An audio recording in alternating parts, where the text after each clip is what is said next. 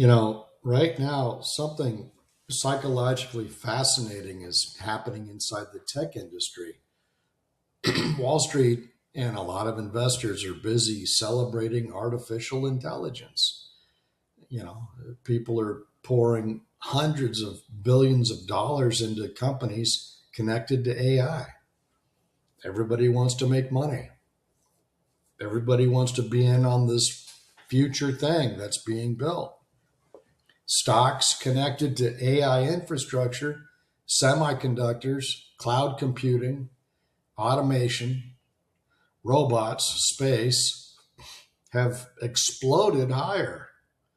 But inside many of these same companies, fear is rising. Investors see opportunity, but workers see uncertainty and in some cases, replacement. Meta just announced another round of layoffs, thousands of jobs. Every day there's another headline in the paper about another company that's just laid off more people, you know.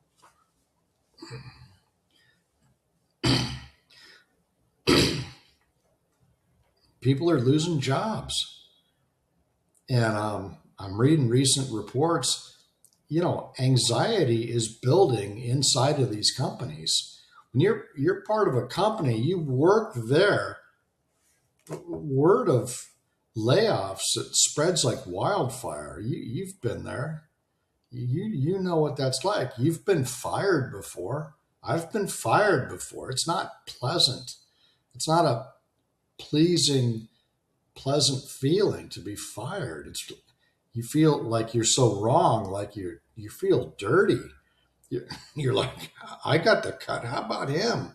How about that guy across the hall that I see and he never does anything? And I hear him on the phone all the time with his wife and his kids and his girlfriend or whatever. He doesn't do anything. I see him and all day long and he doesn't do anything. And I'm busting my tail and I'm the one that gets fired, because of politics or whatever. It's not. And see, people work really hard to get educated, educate yourself to the best of your ability, and then go find a job. And it's not easy finding these jobs.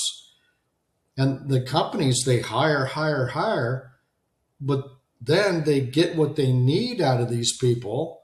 And then top management says, well, we can let this entire division go and we can let that go. And then they call managers, you're going to have to let go of 10%. You have 100 people working under you. You need to let go of 10 of them. We'll give you a month.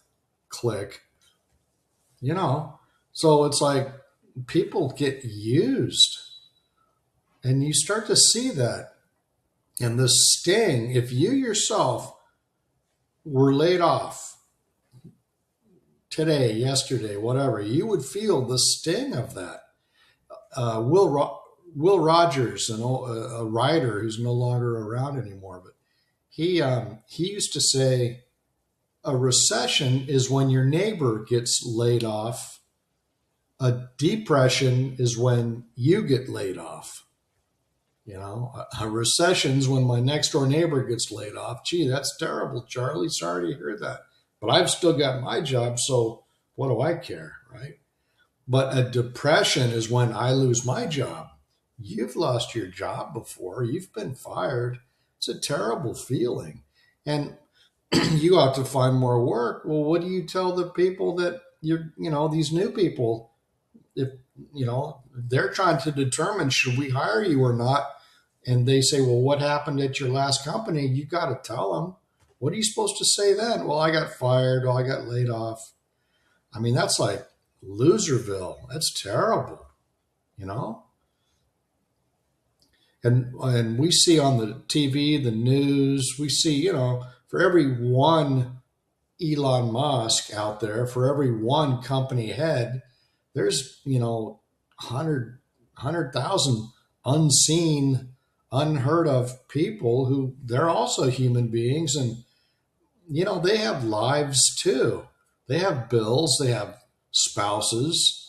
They have kids they got to feed. They have bills to pay, mortgages, rent, car payments.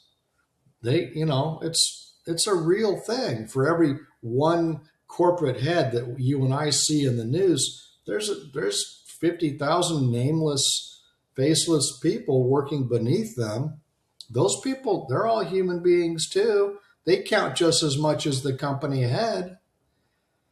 And then some of these company heads, they have not one 200-foot, 300-foot long yacht. One of them has two yachts. And one article was talking about, he's got to gas up his yacht, and then it takes like 3 hours for that thing to get gassed up. It's just sucking gas. And he just goes cruising around. I mean, yeah, okay, you're the company head. You had the vision. You put up the money, your blood, sweat, and tears. You did all that fine.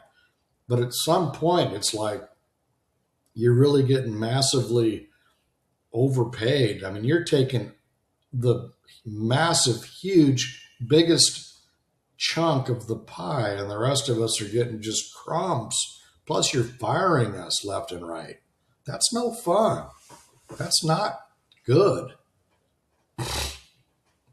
And, I don't consider myself any kind of, I'm not one of these pro workers' rights type people, but I do have empathy. I have a heart toward, and so if people are being treated, yeah, you're right. They don't have to work at any specific company. But when you're there and you're dedicated and you're giving them all your good ideas, let's do a focus group and this and that, and you're giving them everything you've got in exchange for your salary. And it just seems like they just suck all they can out of as many people as they can. Then they just pull the plug and get rid of them. And this is happening more and more and more. And as AI gets, bigger and better and spreads, infrastructure grows, fewer and fewer people are going to have a job at all. AI is going to be doing a lot of things. That's why a lot of people are saying, if you have children now, tell them to go get a trade. Go get a trade. And somebody said, go get a trade and move to Texas and just go work residential, whatever, We'll have 10 million plumbers out there now next year or whatever. But this is a real thing, So anxiety inside companies it's growing. It's getting really intense. People are scared. You start, laying off again. Word of layoffs spreads like wildfire through a company, and it's not good for company morale either. It's terrible. And some employees they at Meta they fear more cuts are coming because once you start, they keep going. How? What about stability? What about, what happened? And then other people are wondering if they should even stay. Like, well, I better get my resume going. I better get my CV going. I better start looking around and see who's hiring. And, I think overall, this is industry wide. This is not just Meta. This is the entire industry. And this is becoming a more broad emotional shift happening across the entire economy. For years, tech companies hired aggressively, especially during the pandemic. And now many of those same companies, they're totally restructuring around AI. Investors love it, but what about the people? What about the workers? How are they going to be able to pay for anything? How are they going to be able to survive? AI promises things that Wall Street's always wanted: more productivity, more automation, fewer labor costs, less labor, higher margins.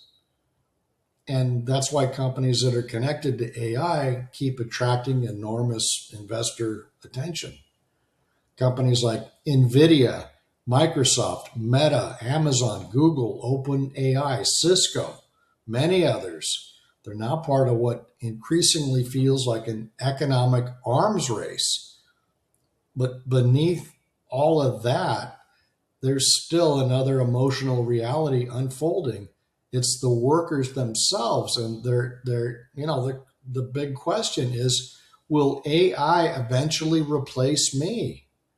Will my department even exist in a year down the road, 6 months down the road? You know, I have a house to pay off. I have kids to feed. I have a car payment to make. How am I supposed to do that? You know, I mean, that pain is real. You know, am I now working on the AI system that will one day eliminate my job? Am I now, right? You're talking about working against yourself. Am I and my department now working toward a future in which we're going to get cut? Meaning, is the hourglass with the sand in it? Has it been, now the sand's coming through it? Am I almost out of sand? How much sand do I have left? How much time do I have left? Are they going to keep me? My manager, he doesn't really like me too much. I can tell, right? That kind of thing. And even if your manager does like you, that doesn't, when push comes to shove, the manager's staying and you're not. A cousin of mine was he's my cousin's husband. And we're not close or anything, but he was like a hatchet man at a top company. He was a VP. He hired and fired people. And I asked him once when I saw him, I said, do you realize what happens after a bunch of layoffs? Because he had been busy laying off people. He was the one that people would go see, like, hey, Harry, go see Joe Smith in HR. Joe Smith wants to talk to you. So Harry would go in to see Joe Smith, and Joe Smith, my cousin's husband, was the hatchet man for this company. And he was the one that's what he did all day, was let people go. Just like they'll hire people. Well, he was in charge of letting people go. It's like a lake. A river feeds a lake. The lake is the lake, and then another river, the lake empties out at the other end of the lake, another river, right? So he was and I asked him, I said, you know what happens to the hatchet man? When the hatchet man is finally done hatcheting people, cutting people, and he said, yeah, I do. They eliminate the hatchet man. I said, yeah, you're right. You better hang on to your hat. They'll be coming after you. And that's the ultimate irony, is we're putting you, oh, you're a VP, we're putting you in charge of eliminating people. And as soon as you've eliminated the last one that we need you to eliminate, you're going to be eliminated. So there it is, the ultimate irony. He doesn't work there anymore, thank God. That would not be an easy job. So these people are like, am I training the system that one day will be replacing me? That's the fear. And that creates a ton of psychological pressure, emotional pressure. And one of the strangest things about these layoffs is that the people who, any layoff, but the people who lose their jobs suffer. That's painful. When you lose your job, that's pain. That is what pain is. Because it's one great big, how am I going to feed myself? What am I going to do for the future? How am I supposed to go get a new job now? But there's also fear and suffering in the people who remain left behind at the company, the people who continue on there. Because it's kind of better to just be done with it and say, yeah, I got fired. Yeah, I got laid off, and be done with it. It's in the rearview mirror. Goodbye. And now there's opportunities. I can make my way. But there's people who are still stuck at that company with that atmosphere. And a company that starts hatcheting people, laying people off, cutting jobs, the atmosphere, the mood gets very dark. People are scared. So everyone's like, That's not a pleasant place to work. It's like the guillotine is the guillotine is waiting for them too, and they know it. Can you imagine? You get in your car, you get dressed, you drive to work, and you're like, "This might be my last day," you know. And the companies don't care. They'll lay you off December 24th. They don't care. They care about bottom line. That's it. Shareholders care about bottom line. Fear spreads like wildfire through organizations. You start firing people. Word is like, did you hear what happened to Sam? Sam Jones? No, what happened? Oh, he got laid off and blah, blah, blah. See?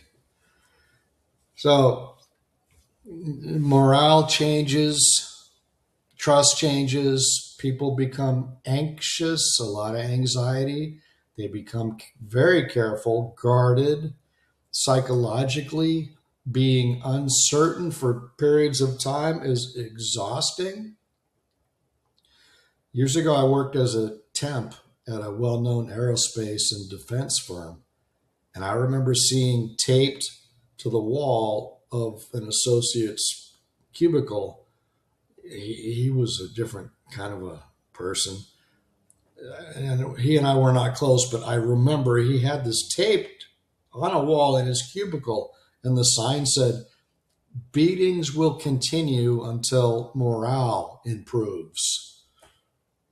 Right? Beatings will continue until morale improves. That's corporate mindset. We're going to keep beating on you until you people get it right.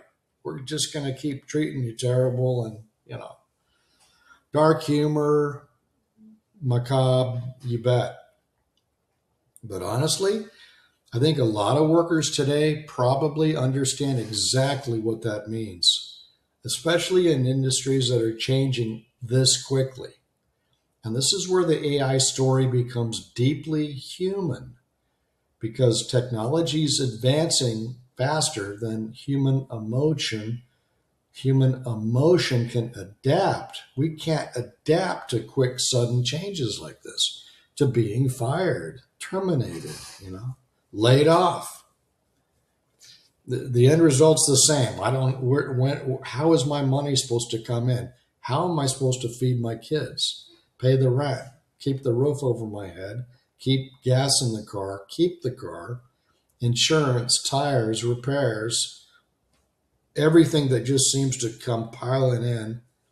American Express statement at the end of the month, right? Your bill is due. All those things. So on one hand, investors and the investors celebrate efficiency, and the executives celebrate efficiency and transformation. And hey, look at us, we're really going somewhere. But workers still have rent and mortgages to pay and kids to feed and expenses, living expenses, and people are terrified. There's less and less stability, right? I am in no way anti-AI. It is what it is. It's coming. It's here. It's going to change everything. It is already changing everything. It's enormously innovative. Psychologically, I think we're entering a period where society is going to wrestle with a very uncomfortable question. And here it is. What happens emotionally to people when they start feeling economically replaceable? When people start to feel less valuable than they actually are, you're not worth us keeping around anymore, Jones or Carter.